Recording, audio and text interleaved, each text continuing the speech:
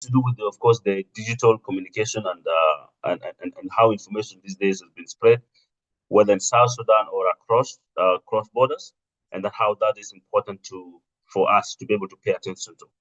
And the other last aspect is also to do with the content producers in terms of either the professional capacities or non-professional capacities, and all of them are actually diving into producing content and how this content is actually being circulated in South Sudan through the different channels.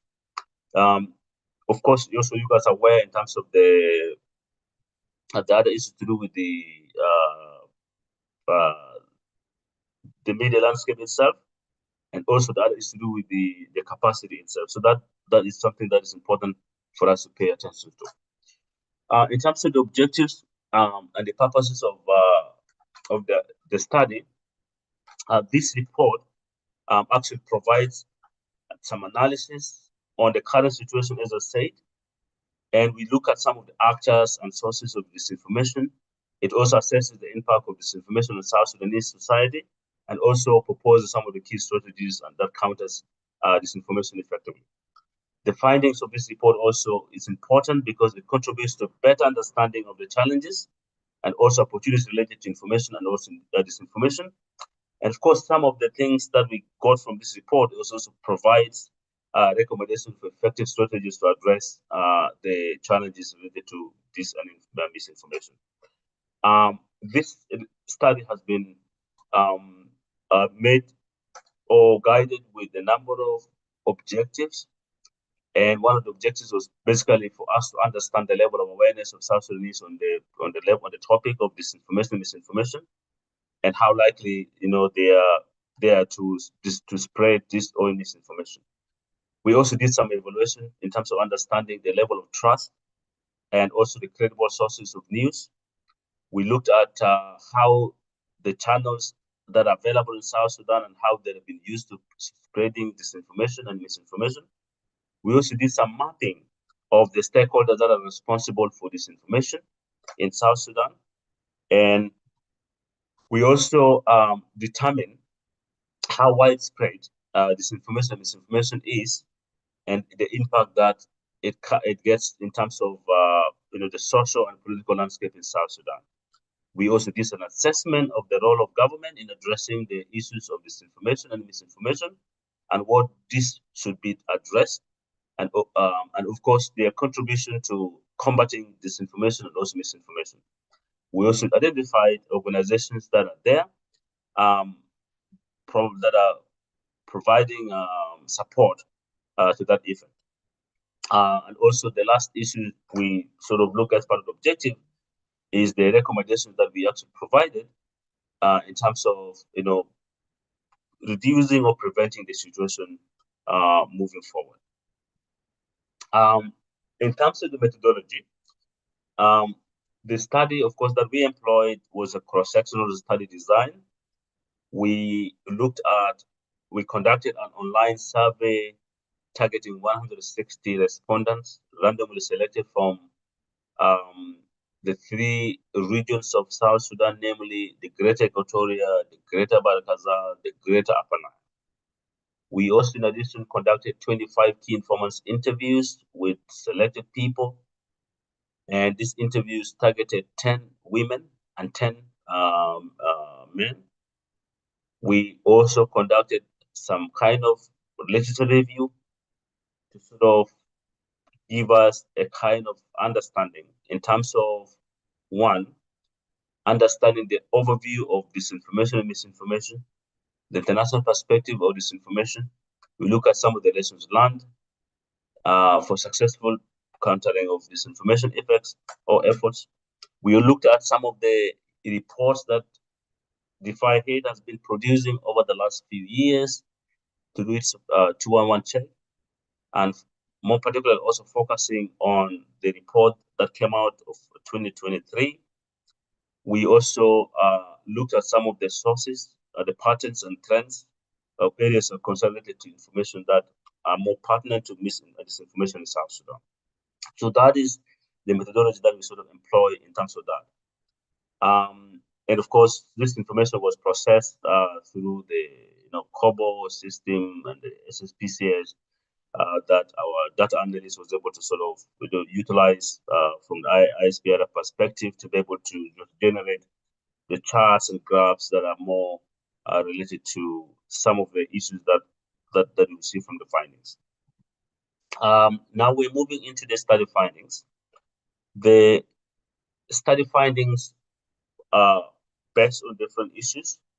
One, we looked at the respondents' participation by region.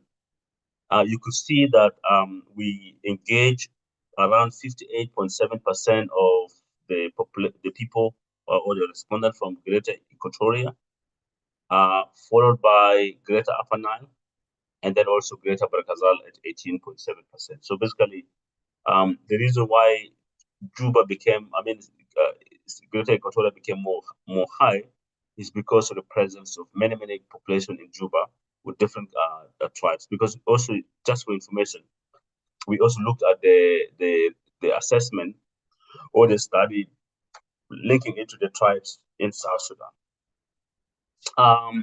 In terms of the understanding of the tribes, in terms of the responses are as follows. The Dinka population, 25% of those were engaged, 55% of Kakawas or Bali people were engaged, 12% say they are Kukus, and also the 10% of the Balis. But of course, the rest of the population have also significantly also contributed in terms of their responses to the study. Looking at the awareness, whether people are aware of misinformation,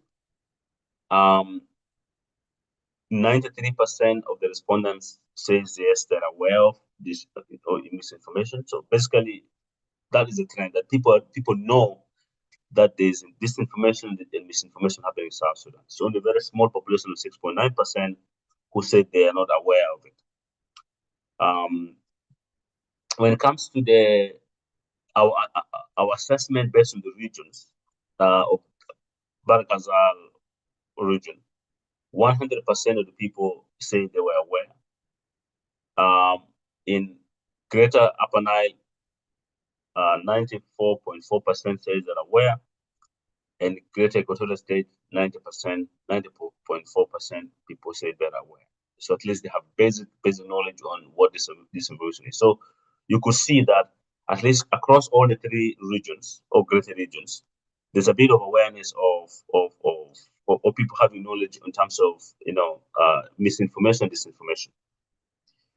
When it comes to dissemination of misinformation, disinformation, or misleading stuff, the findings indicates that 58.8% of the respondents have either shared or forwarded misleading information or false information.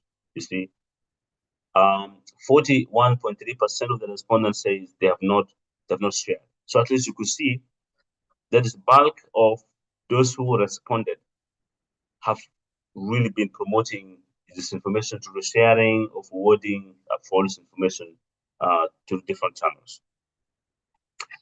In terms of the responses shared by region, you will find out that Greater Upper Nile became the biggest, contributor of mis or disinformation sharing, followed by Greater Barkazal State. Greater Barkazal, and they're also coming down to Equatoria. So, and even in the analysis we did, you see down some of the reasons as why people have to do misleading or misinformation, disinformation sharing information is basically is to rally communities to either participate in violence or something like that, or political capital stuff. So there is evidence that because of the conflict happening in the Barkazal region, because of the conflict happening in the Greater Upper Nile region, so this information becomes really a tool of creating some of those issues. So you could see the findings actually linking to that fact. In terms of the most likeliness of people spreading misinformation, disinformation in South Sudan. We have interrogated, for example, we find out from the participants whether youths, women, or elderly people are spreading this information, or more likely. You could see that 74% of the respondents thought that the youth are the biggest contributors of disinformation or misinformation, or likely to spread that, followed by women at 15.5%, 15.6%, and then also the elderly are more or less. And one of the reasons, obviously, is because elderly people probably do not have access to social media and stuff like that. And of course, women also may be having, but not really that strong in terms of access to gadgets or things that could, or tools that could promote or likely to promote all this information. Our also assessment in terms of the trust. You could see we look at the news and information sources, and the evidence suggests that people in South Sudan trust radio as one of the sources of credible and accurate information. And that has been represented by 55.6%. They are also trusting television. Of course, in South Sudan, there are only two televisions, 15.6%. They trust websites at 14.4%, and they also trust newsletters. But they do not trust the social media, because for them, the social media is where the problems actually lies. Our rating for channels also suggests different ones. You could see, we look at, for example, the different platforms. We look at political rallies, religious gatherings, community events, newspapers, websites, TikToks, Twitter. We look at Facebook messages, TVs, and radios. And the information we got, or the findings we got, was that there's a lot of mis or disinformation being spread through political rallies. There's been a lot of information that has been sent also through TikToks, a lot on Facebook and messages. Actually, Facebook and messages becomes the leading. And so you could see very high political rallies, very high TikTok, very high Facebook. And you could see average is radio, TV, and newspapers. And if you could see also law goes to things like that. Of course, also community events has also been cited as one of the very high avenue of spreading misinformation, disinformation in some of those events that are happening in those areas. In terms of the likeliness spread of misinformation, so you could see that from the stakeholders that were listed by respondents, we have politicians and educated youth been cited as the biggest contributors to mis or disinformation in South Sudan, and followed by armed groups, South Sudanese in the diaspora, and also other content creators that have been in this business of spreading news. The good news is that the churches has been regarded as less. Journalists have been regarded also as less contributors to this issue. So basically, you could see that this finding also tailored to some of the locations I said in the very beginning in terms of where issues are happening. And of course, the reason as why you could ask me where uneducated youths are being cited as spreaders of mis or disinformation is that the respondents believe that they spread information, mis or disinformation, from either the political rallies, from community events, more than in the social media as articulated in this study. In terms of the motivation,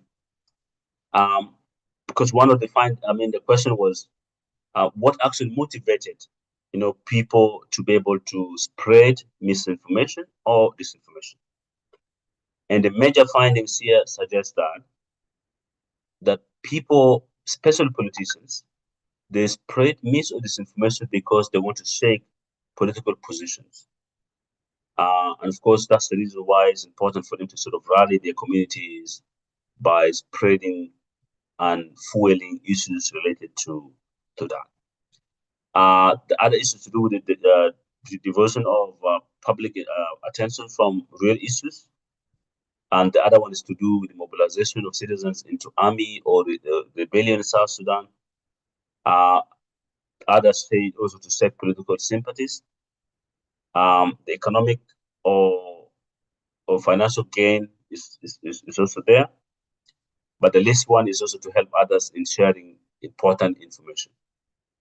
So you could see that indeed the impact of misinformation could create a lot of issues in South Sudan, given the findings are also attested to that.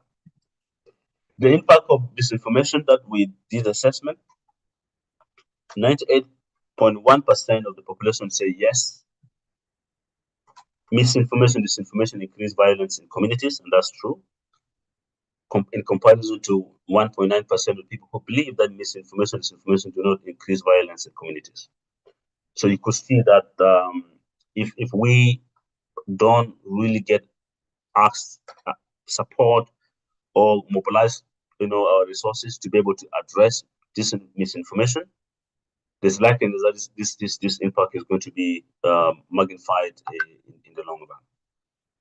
In terms of the efforts of government in combating that, 82.5% of the population says the government has not done anything to combat this misinformation. So that means more attention is required in terms of the role of government in working with different stakeholders in addressing misinformation and disinformation in South Sudan, because this is important from the government perspective to really be able to contribute to addressing this vibe. The good news is that most of people also are more aware of organizations that are combating this misinformation in South Sudan. Amplify Hate in particular has been referenced several times as one organization that are doing that. Media houses have also been referenced in terms of the ability to produce, accurate and credible content that are necessary to be utilized by communities for their own decision making on various topics, and that's important. And the only population from the respondents is only 11.9% of people who are not aware. So what does that mean? It's important that the organizations such as Defy Hate and others needs to really scale up their work in terms of creating awareness raising to different sections of society in South Sudan, for them to be known as organizations that are really having efforts in combating this own misinformation, including hate speech and the rest of the things. Because if people know that you guys are doing this work, perhaps they will be happy that these organizations are doing a good job. So I think that's one thing that I just want to say in terms of the finding. We also did the analysis in terms of the prevalence, how prevalent is mis or disinformation in South Sudan. The respondents have told us that it's high. Of course, and the findings that have just been presented up there also suggest that it's ongoing, it's live, and it's massive in South Sudan. And so something needs to be done about the magnitude of mis or disinformation in South Sudan in terms of addressing it. When we look at the impact, the interviews obviously indicated that there's a really high level impact in terms of disinformation in South Sudan, especially when it comes to the impact on social and political landscape in South Sudan. and social in terms of the ability of communities to interact, communicate, coexist. Politically, in terms of how people view things and how people actually participate in their political lives in South Sudan. And this also impacts the way people hold the leaders accountable politically and the ability of communities to sort of mobilize and begin to contribute to the development of South Sudan on social terms. So that is how the findings tells us. When we look at uh, disinformation or misinformation in terms of its effect on trust building in institutions and public officials in South Sudan, 98.1% of the people say yes. If disinformation, misinformation is not really addressed, the trust level in institutions and public officials will continue to erode. And therefore, it's important to begin thinking about how do we build trust by engaging on credible, accurate, and verifiable information as opposed to promoting dis and or misinformation in South Sudan, because that has been seen from the study perspective that it really impacts trust in South Sudan and also the issues of coexistence.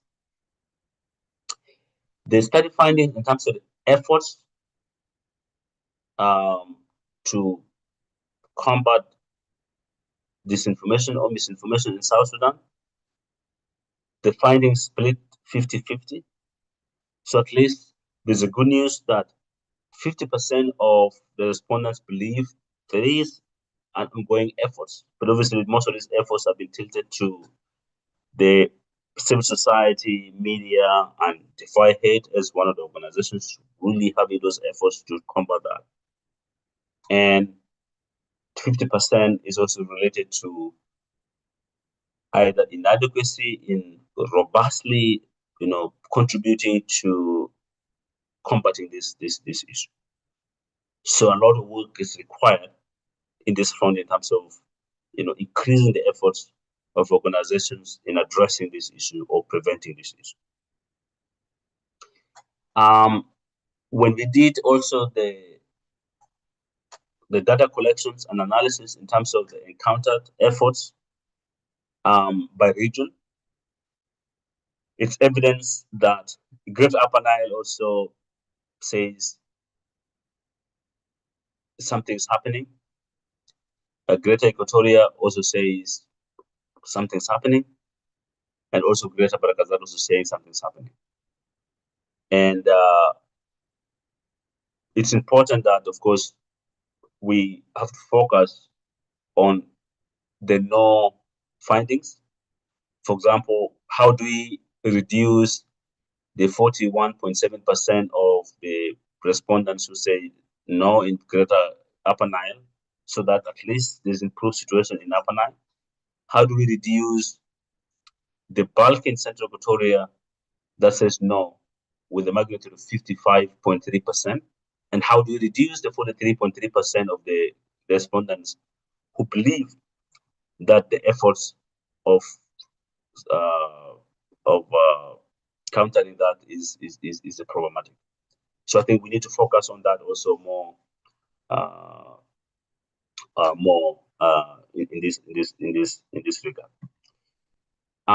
In terms of our understanding of the level of confidence, in terms of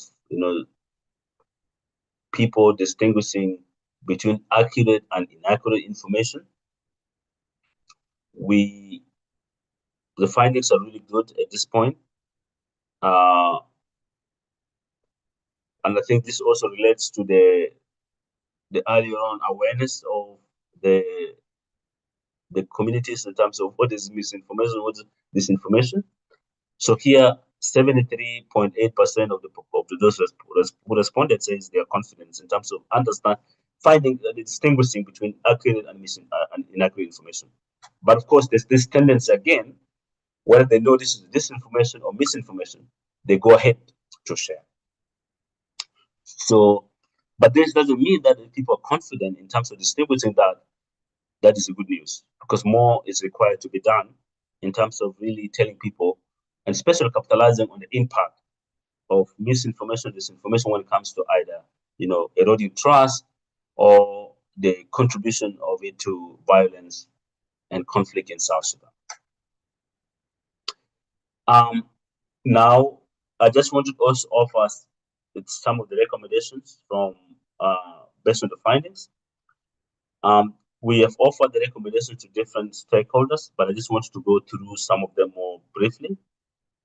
Um, we have recommendations that are more tailored to government, and this is important for Divide to really use this report, working with government entities to really make them understand what their roles would be in terms of addressing this information and misinformation.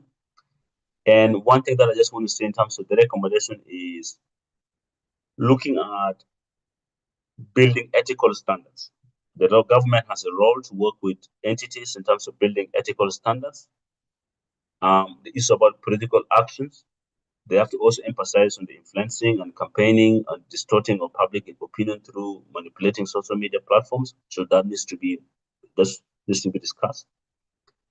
Government needs to also work with media stakeholders to have a clear policies on how rumors can be encountered and reported timely to avoid disinformation and misinformation in the country. So probably a strategy needs to be put in place. And the national or state governments needs to really invest in administrative capacity building projects by offering trainings for civil servants, especially in the field of media and information literacy, because it's important for them to really know how to, begin to get, content that are more accurate to the public. As you know, that the government is also regarded as one of the biggest sources of disinformation. Government needs to also work in terms of building collusion and lines among public institutions, looking at, for example, the media, the internet companies, civil society, and others to develop multi-sectoral strategy to address this disinformation and misinformation. It has been recommended that it's important to have a critical thinking and creative problem-solving skills that makes them become more informal consumers and something like that. So the government needs to work with communities in that aspect also.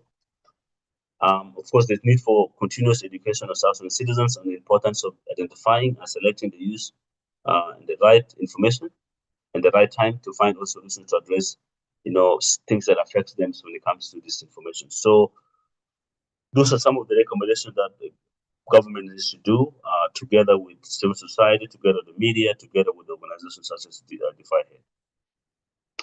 Recommendations to journalists, media houses, and also media support organizations. Issues to do with the capacity building have been emphasized. Education institutions been emphasized. Could be schools, higher learning institutions, universities, to really discuss issues of engaging, in combating information. So probably a lot of discussions is required on that front. And also training of journalists is required, and including activism, to understand the nature of online communications. So basically also understanding digital media is key. But of course, to know that it's important also for journalists to have skills on social media engagement. And also building and strengthening the capacity of fact-checking capacities in South Sudan. It's important. This could be in terms of building the fact-checking capacity of media outlets, content creators, journalists, and of course, organizations such as DeFi could take lead in that process and working with these media outlets and with journalists, whether journalists in those media houses or journalists or freelance journalists or content creators to build their capacity to be able to know what's right and what's wrong, and also emphasizing the awareness raising that needs to be carried out through talk shows, different media houses, and also in the states. That's the key. Um, this need also to prepare reports on issues like conflict involving South Sudan northern neighbors and its humanitarian implications, which pose threat to South Sudan. And of course, one of these issues is to do with the disinformation to coexistence uh, between that front, because one of the issues could also be to do with the coexistence with different angles or communities that are coming into South Sudan. In terms of the recommendation to NGOs, um, it's also recommended to do with the different recommendations to do with the investment in research. So if they can invest in continuous research in this area, if they can also support conflict sensitive reporting initiatives, supporting networking and cooperation uh, in preventing misinformation in South Sudan is important. And also, you know, bringing in policy experts to discuss issues of misinformation is key. And also, engaging in crafting practical human rights based responses to disinformation and misinformation. That's key. Because there's been argument in the report that says um, information is key because it's a fundamental rights of South Sudanese in accordance with the constitutional constitution of South Sudan, and also in accordance with Article 19 that talks about freedom of expression, opinion, and also a greater access to information. In this aspect is a basic human rights, but we do not see the magnitude of using those basic rights in terms of promoting disinformation, which then becomes a violation of actually access to information or actual freedom of expression that is harming others. The other recommendation is also to do with the exchange of information is key in that. Of course, that should be within different actors to also look at some of the disinformation trend in South Sudan. Um, it's important also to equip content creators with knowledge and skills used by professional fact checkers, which will then enrich their work in the multiple areas that engage in. And that also, of course, support needs to go into learning new techniques and also sources to check information to determine its accuracy and also promote varieties in the public domain in South Sudan. The NGOs needs also to be able to help in terms of supporting research and media monitoring. To talk about research before, but also here I emphasize on the monitoring initiatives are very important because that also tells you to know the trend on what is happening. Is it reducing or is it increasing? And of course, that kind of monitoring should be able to bring out the understanding in terms of the impact of different misinformation on different communities and what actions should be taken in that front. The last uh, recommendation is also to the communities or the individuals themselves. So it's important that individuals are able to engage in sensitization and awareness creation on what is considered disinformation and how to spot it. So if communities, individuals can be, engaged to understand that this is how you spot it. This is how we know it's disinformation. This is how you know how. This is how you know it's not true. I think that will take us a long way to go. And also, the social media groups should also continue to engage with local organizations and individuals to develop their fact checking capacities. Because the ability of, fact checking is not only meant for for organizations alone, but also individuals who are either consuming the information must know which information is accurate and which information is not accurate, because they're ultimately the sole consumers of whatever information that comes to their disposal. I thank you so much for this.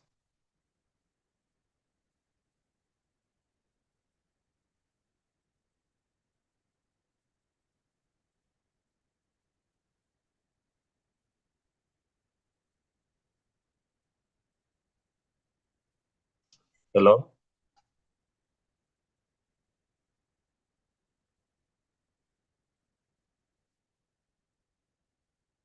can you guys hear me?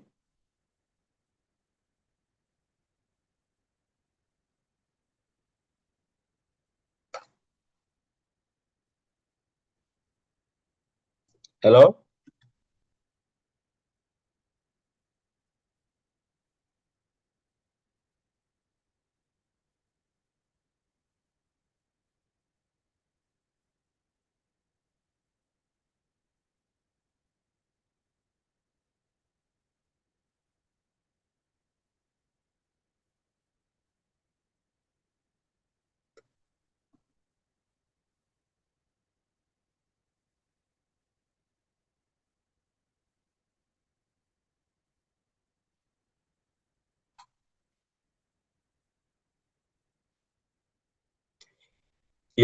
So can you guys hear me? I've finished with the presentation.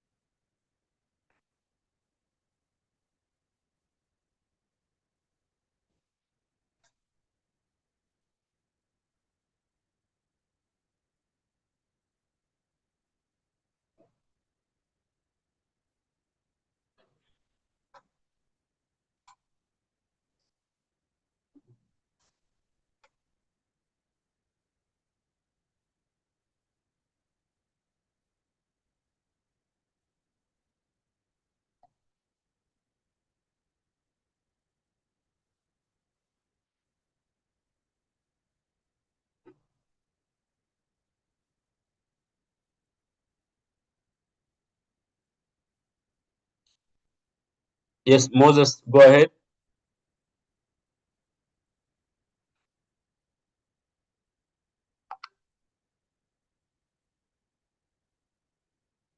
Moses matured.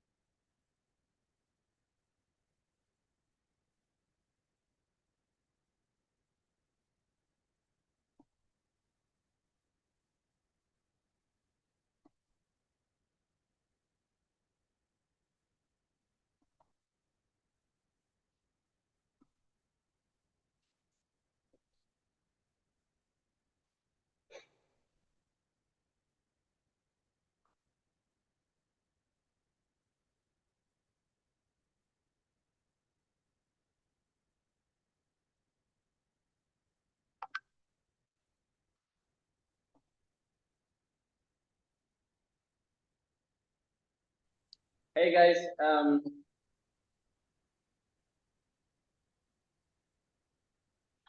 hello, good afternoon. We had some glitch, but then it's being fixed. So we'll now jump into questions. Probably I see a hand from Moses Machot, but then just before the questions can start, I want to emphasize that the questions should only be based on the presentation that was made. Like, so your question should be a question that aligns with the findings that was that were presented by the lead consultant, James Boboya. But then if your question doesn't align with that, please do not ask, because probably we will not have answers for questions that are out of the scope of the report. So as you ask your questions, I want to again emphasize that the questions should align with the findings of the report. Boboya, can you just confirm if you can hear me before Yes, I can? I can hear you loud and clear. Okay, great. Yeah. So again and again, I want to emphasize that the questions should be in line with the findings of the report that were presented. So if it is not in line with that, and you ask, we will not be able to answer the question. Thank you. Moses, kindly proceed with your question. Thank you, Bida, and thank you, Baboya, for the great presentation. I think I have around 2 questions. One is on the result on the people. I want to understand some correlation between the region reporting being aware of misinformation that were high, but are also very high in sharing misleading information. It's very interesting that people who actually learn or have the knowledge of misinformation and disinformation are the ones that are high in sharing misleading information. So I was very keen to hear about the correlation there, and maybe just I wish there could have been follow-up questions or open-ended questions on those people who reported, who were asked those questions. The second question is, there is also people mentioning that they actually trust radios. I completely do not agree with this because it might be misleading. Why? Is because the radios are not partial and are highly tribal. There are no independent radios apart from Radio Mraya and somehow iRadio. But if you go to states, I don't think a radio in Upper Nile will report something subjective or something that favors, maybe say it's IO or government, depending on the level of the information or any other community. And it's because the journalists have no access to a lot of the disinformation. So if you also look at that, it's very tricky one to say that the most trust channel is radio when we know these radios are not independent. Even what they hear out, especially like for other radios, is being scrutinized. So, and because the radios are actually, they tend to give information that favors either that community, if it's a community-owned radio, or a political affiliation. I want to also come on the recommendation because it's also very good you look at the politicians being high, but I also want to ensure that there is a recommendation that calls on the government to have a dedicated and engaged media handles or outlets, because they are not allowing journalists to try to disembark such disinformation in real time. So if they cannot give the journalists or freelance, those who are able to do this work, and then they should have a very dedicated team that is ready to try to disembark this kind of information in real time. Whatever channel they want to do, whether by press or by what, it's also their thing. But also provide media with open source information and free access. Yes, so this is one area that we can also look at as a recommendation, such that if they also do not have the capacity to do this, at least let journalists be allowed to have some of this information either through website, development of website, or in other areas where you can easily contact people or go make an appointment and seek clarification on one of some of these things. So those were my questions and some of the recommendations. Over to you. Okay, great. Thank you so much, Moses, for the questions. And then, Boboy, I don't know how you intend to address the questions. Would you like to handle one after the other, or you want the questions to be asked and then you can answer them at once? I think let me answer them one by one, so that maybe sometimes Okay, people okay. ask the same question, then they got the answer right away. So I think um I mean I agree with you in terms of the the nature of the tribal, you know, of those the radio stations in whether in the states or here in Juba, and even the ideologies that were there to inform the establishment of those radios at first place. But the respondents, when you I mean when you ask a question to a respondent from the following sources of information, I mean of news or information, which that you trust, um, there's there's there's always been a contention in terms of social media being the problem, um, and people believe in radios is because at least something that is coming out of that process is something that is processed. It has to go through a bit of editorial, you know, processes. It has to go through some kind of, you know, uh, ethical, consideration, something like that. At least, so from that perspective, at least respondents have a bit of confidence in a way the radio is actually contributing to disseminating content to the public. So I agree with you that maybe in the future we also need to know, we need to do a research on when people say they trust the radio as one of the source of information. How true is that? I think that maybe it's a question for future further research, because I think even in some of the literature reviews that we did, they also point out as radio as one of the widely reach and widely trusted. So I think I agree with you. We need to do more on that in that line. Number two, uh, in regards to why are some of the states or regions, have a very high understanding in terms of, dissemination of fake news or or disinformation, um, in terms of their level of awareness, but they go ahead, to share, disinformation or misinformation. I think the findings are very clear in terms of intention, because the issue here is not about what happens. The issue is about the intentions of the fake misinformation or disinformation disseminators in terms of what you want to do with that. So the findings are more clear that much as people are aware of disinformation, misinformation, but they still go ahead to share that because they have their own intentions, either to seek political gains or economic gains, or they want a conflict to happen, or things like that otherwise.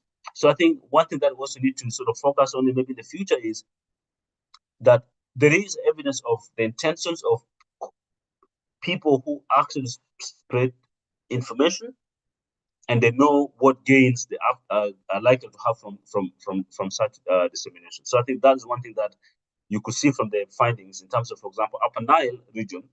People are more aware of it, but of course, people say they disseminate, and they're very much aware of what's happening in Upper Nile in terms of the conflict in most of the areas in that region. So I think people know that when they trade on misinformation, disinformation, the gains are more higher. And that's the reason why it's important really to get into addressing this issue more vigorously.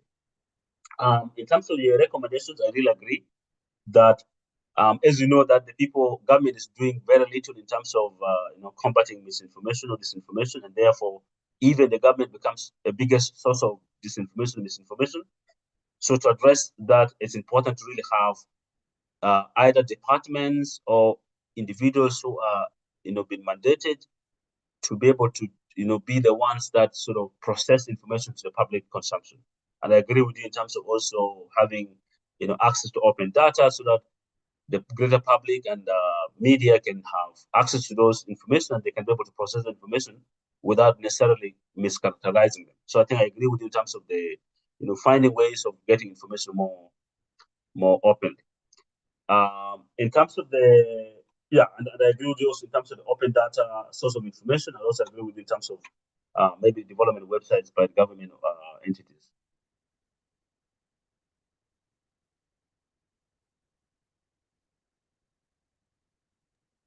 Thank you, Boboya. Thank you.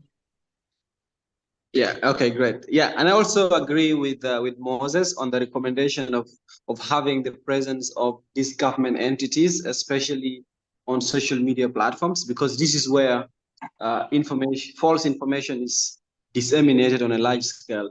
We could use very recent examples.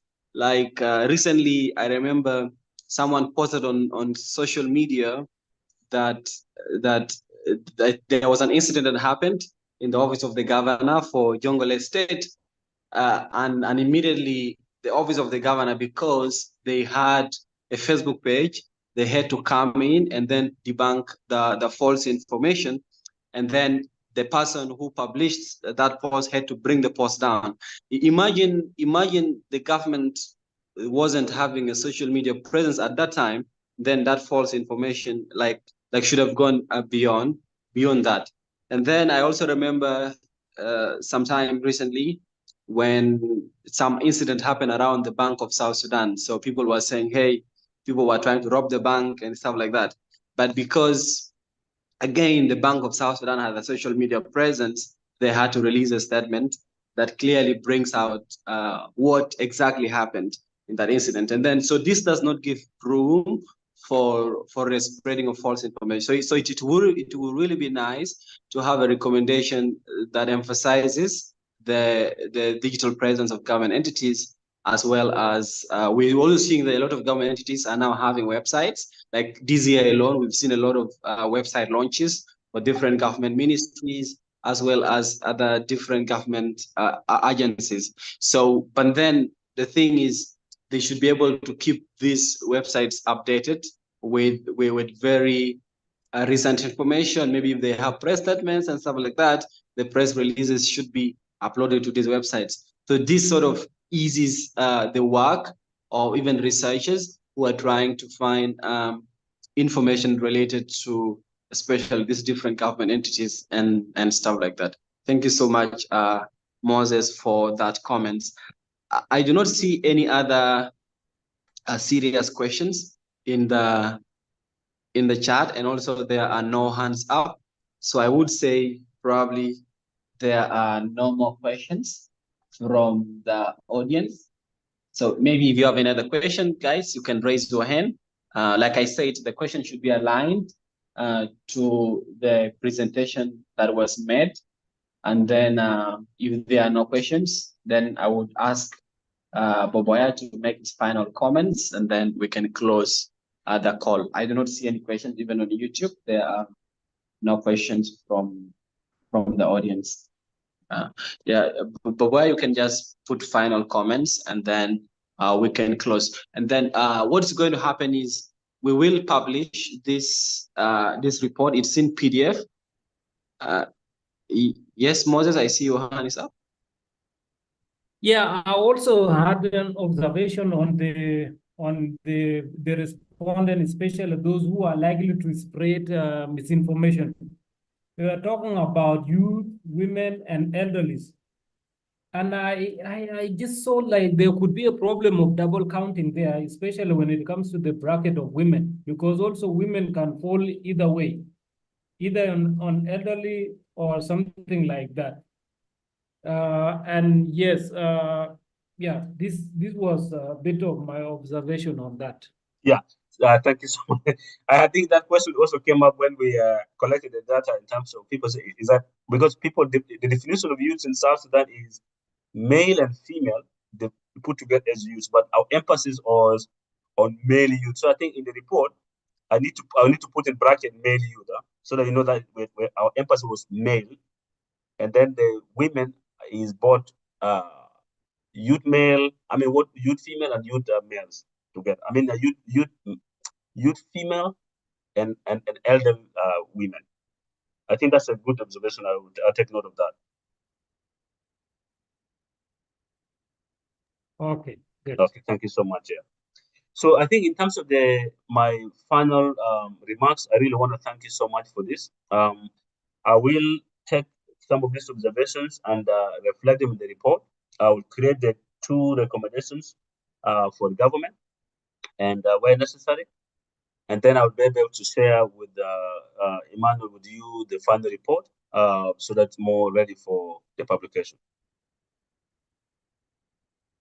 Okay, great. I see another comment from Maboriak in the chat box. Somebody is asking that private radio stations are trusted, but government most on radio do spread a lot of serious disinformation. And then he puts a question mark at the end. I'm not so sure about whether there are government radio stations in the States, but I think the only government radio that we have should be SSBC. I don't know if I'm misinforming you, but what is your comment, Boboya? No, there are government radio stations in the state. For example, in Torit, we have government radio stations. In Yambia, we have. I know in Wow, the one in Wow doesn't work well. It's only the Voice of Hope that's working. But our focus was not. I mean, we didn't ask a question to do with the government and independent radios in terms of either they spread misinformation or they're trusted. But the question was holistically, for example, the social media, right? We didn't ask whether it's a Twitter, whether it's X, or whether it's Instagram or Facebook. We just want to have a general understanding in terms of all the platforms that are making social media. Are there problems? And of course, the answer is yes. They are the biggest contributors of mis or disinformation. And they are also one of the platforms that cut across borders. And you guys are also aware in terms of the tension in South Sudan, in terms of how people in the diaspora are actually contributing to mis or disinformation, dissemination in South Sudan. So I think that's basically what happens in terms of the information.